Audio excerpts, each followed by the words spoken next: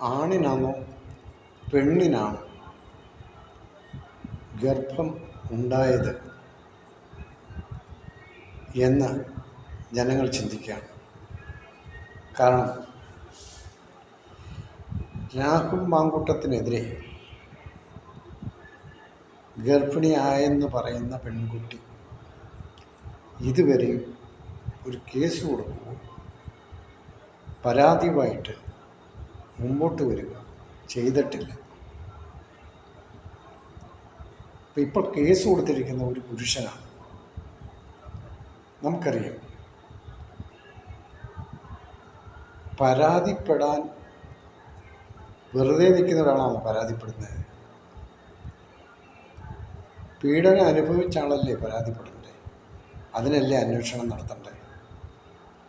ഒരാൾ വന്ന് എന്തെങ്കിലും പറഞ്ഞാൽ അത് അന്വേഷണം നടത്തുകയാണോ വേണ്ടത്?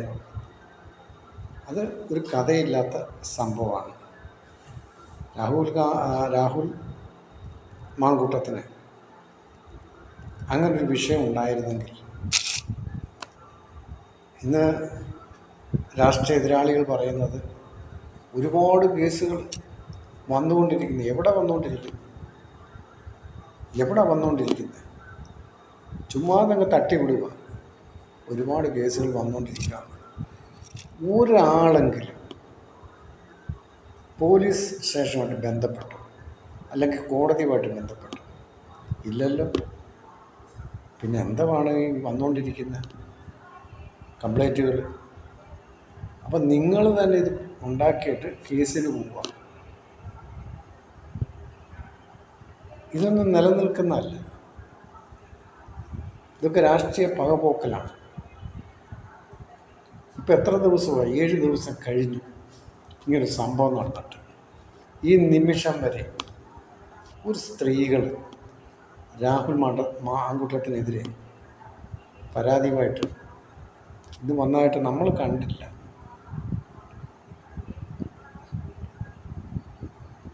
അതവിടെ നിൽക്കട്ടെ. എനിക്ക് പറയാനുള്ളത്, രാഹുലിനെതിരെ ഇങ്ങനെ ഒരു സംഭവം നടന്നപ്പോൾ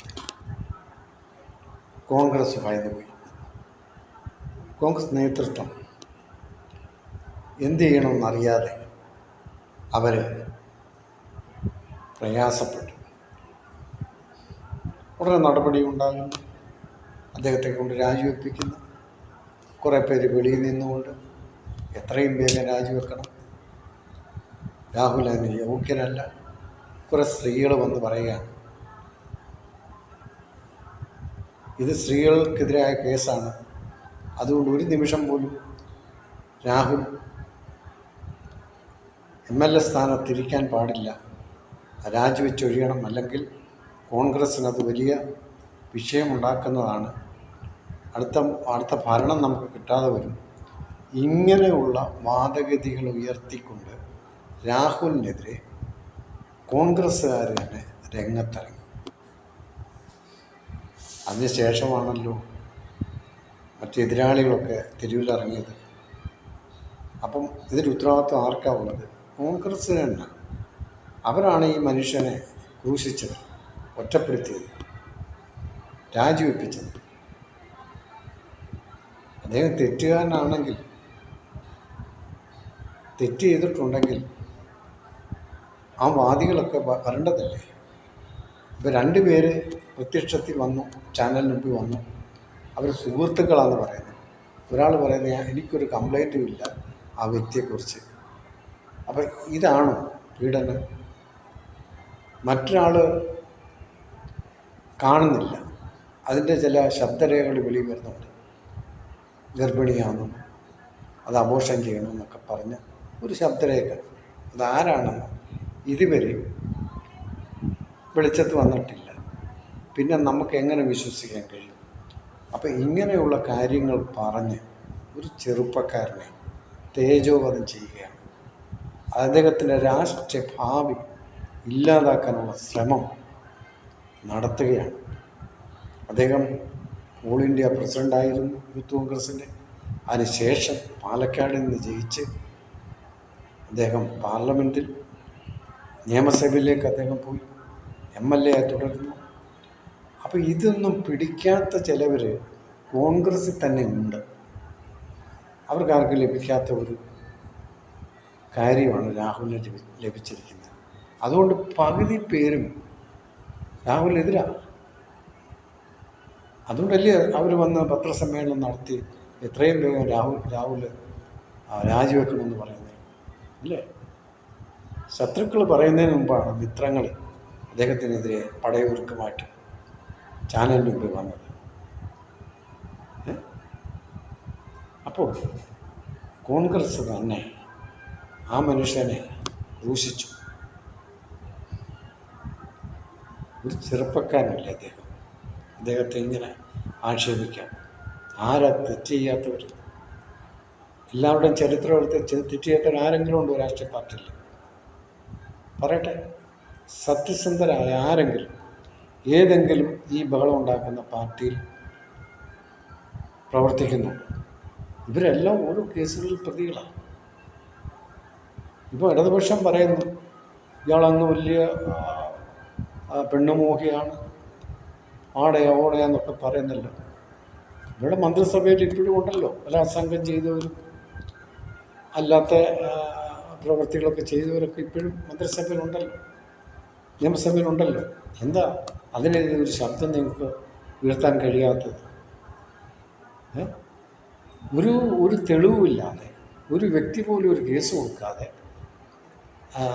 സമൂഹത്തിന് മുമ്പിൽ വരാതെ ഒരാൾ തെറ്റുകാരനാണെന്ന് പറഞ്ഞാൽ അപ്പം ജനങ്ങൾ മണ്ടന്മാരാണ്. നിങ്ങൾ അദ്ദേഹത്തിനെതിരെ തെളിവിലിറങ്ങിയെങ്കിൽ നിങ്ങൾ തന്നെ ഇല്ലാതാവും. അതിന് സംശയങ്ങളൊന്നുമില്ല. ചുമ്മാ ആരോപണമായിട്ടൊന്നും വന്ന ഒരാൾ തെറ്റുകാരനാകത്തില്ല. അപ്പം നിങ്ങൾ ക്രൂശിക്കുകയാണ് ഒരു മനുഷ്യൻ, ഒരു ചെറുപ്പക്കാരൻ. ഇത് നമുക്ക് അംഗീകരിക്കാൻ കഴിയത്തില്ല. ഇത് രാഷ്ട്രീയ പാർട്ടി ഭൂഷണമല്ല, ഇത് ചെയ്യാൻ പാടില്ല എന്നാണ് എനിക്ക് പറയാനുള്ളത്. ഇതുകൊണ്ട് എന്ത് ലാഭമാണ്, എന്ത് നേട്ടമാണ് നിങ്ങൾക്കുണ്ടാകുന്നത്? ഒരു നേട്ടവുമില്ല. പക്ഷേ രാഹുലിനെ നമുക്ക് സമ്മതിക്കണം. ഇത്രയും വലിയ വിഷയങ്ങൾ ഉണ്ടായിട്ട്, സ്വന്തം പാർട്ടിയിൽ നിന്നും ഉണ്ടായിട്ട്, മറ്റ് എതിർ കക്ഷികളിൽ നിന്നും ഉണ്ടായിട്ട് രാഹുൽ ഉറച്ച നിലപാടെടുത്തു. അവിടെയാണ് ആ മനുഷ്യനെ നമ്മൾ അംഗീകരിക്കുന്നത്. അയാൾ തെറ്റുകാരനാണെങ്കിൽ ഇത്രയും പ്രശ്നം ഉണ്ടാക്കിയപ്പോൾ അയാൾ നിയമപരമായിട്ട് MLA സ്ഥാനം ഒഴിഞ്ഞ് അതിനെ നേരിടുമായിരുന്നു. അയാൾ തെറ്റില്ലാത്തതുകൊണ്ടല്ലേ അയാൾ രാജിവെക്കാത്തത്. ഇപ്പം കോൺഗ്രസ്സിലുള്ളവർ രാഹുൽ ഗാന്ധി രാഹുലിനെ സപ്പോർട്ട് ചെയ്യുക. ഇപ്പോഴെന്തിനാണ് സപ്പോർട്ട് ചെയ്യുന്നത്? നിങ്ങൾ ഒറ്റപ്പെടുത്തി അദ്ദേഹത്തിൻ്റെ ചോര കുടിക്കാനായിട്ട് ശത്രുക്കളുടെ കൂടെ കൂടിയിട്ട് ഇപ്പം നിങ്ങൾ രാഹുൽ തെറ്റുകാരനല്ലെന്ന് പറഞ്ഞ് ഇപ്പോൾ അദ്ദേഹത്തെ പിന്താങ്ങുക. അതെന്തൊരു നയമാണ് നിങ്ങളുടെ കയ്യിൽ? ഒരിക്കലും അതിനെ നമുക്ക് അംഗീകരിക്കാൻ കഴിയത്തില്ല. പിന്നെ നിയമസഭയിൽ അദ്ദേഹത്തെ കയറ്റത്തില്ലെന്നൊക്കെ ഭരണപക്ഷി നിങ്ങൾ പറയുന്നത് കേട്ടു. മുകേഷിന് അവിടെ ഇരിക്കാം, വേറെ MLA മാർക്കൊക്കെ അവിടെ ഇരിക്കാം, ഇങ്ങനെ ആരോപണമുള്ള MLA മാർക്കൊക്കെ ഇരിക്കാം. ഒരു പരാതിയുമില്ലാത്ത ഒരു MLA അവിടെ ഇരുത്തത്തില്ല. അതിനെതിരെ ഞങ്ങൾ ശക്തമായി നിലകൊള്ളൂ എന്നൊക്കെ പറഞ്ഞാൽ പൊന്ന രാഷ്ട്രീയ പാർട്ടിക്കാരെ, ഇവിടുത്തെ ജനങ്ങൾ വിഡ്ഢികളാണെന്ന് നിങ്ങൾ കരുതരുത്. മനസ്സിലായോ? നിങ്ങൾ തന്നെ വിഡ്ഢികളാവുകയാണ്. എന്ത് ന്യായമാണ്? അദ്ദേഹത്തെ ജനങ്ങൾ തിരഞ്ഞെടുത്താണ്. അദ്ദേഹത്തെ ജനങ്ങൾ വൻപിച്ച ഭൂരിപക്ഷത്തോട് തിരഞ്ഞെടുത്താണ്. അദ്ദേഹം പാലക്കാട്ടെ MLA. അദ്ദേഹത്തെ നിയമസഭയിൽ നിങ്ങൾ കയറ്റത്തില്ലെന്ന് പറയാൻ എന്ത് അവകാശം?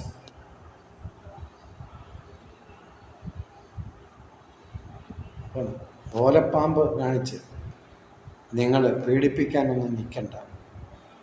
അയാൾ MLA ആണെങ്കിൽ അയാൾ നിയമസഭയിൽ വരും. അത് നിങ്ങൾ മനസ്സിലാക്കുന്നെങ്കിൽ അത് ഏറ്റവും നല്ലതാണ്.